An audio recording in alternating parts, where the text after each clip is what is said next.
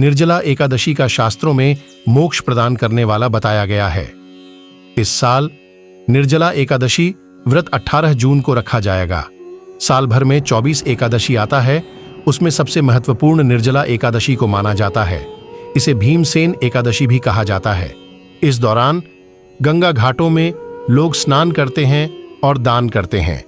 इस दिन जलदान का बहुत महत्व कहा जाता है। व्रत की कथा जब वेद व्यास ने पांडवों को चारों पुरुषार्थ धर्म अर्थ काम और मोक्ष देने वाले एकादशी व्रत का संकल्प कराया था, तब युधिष्ठिर ने कहा, जनार्दन, ज्येष्ठ मास के शुक्ल पक्ष में जो एकादशी के बारे में विस्तार से बताएं। भगवान श्री कृष्ण ने कहा, हे राजन, इसके बारे में परम धर्मात्मा व्यास जी बताएंगे। तब वेदव्यास जी कहने लगे, कृष्ण और शुक्ल पक्ष की एकादशी में भोजन नहीं किया जाता है। अगले दिन द्वादशी को स्नान करके पवित्र होकर फूलों से भगवान केशव की पूजा करें, फिर पहले ब्राह्मणों को भोजन देकर अंत में खुद भोजन करें।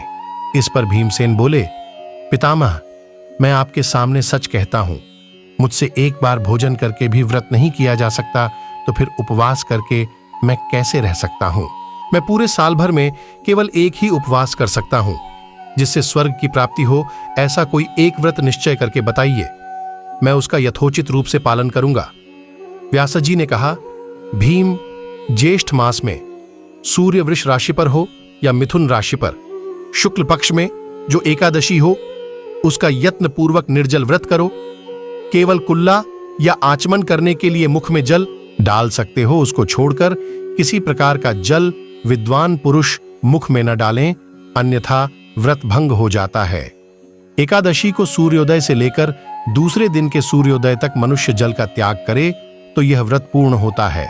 इसके बाद द्वादशी को प्रभात काल में स्नान करके ब्राह्मणों को विधिपूर्वक जल और सुवर्ण का दान करे।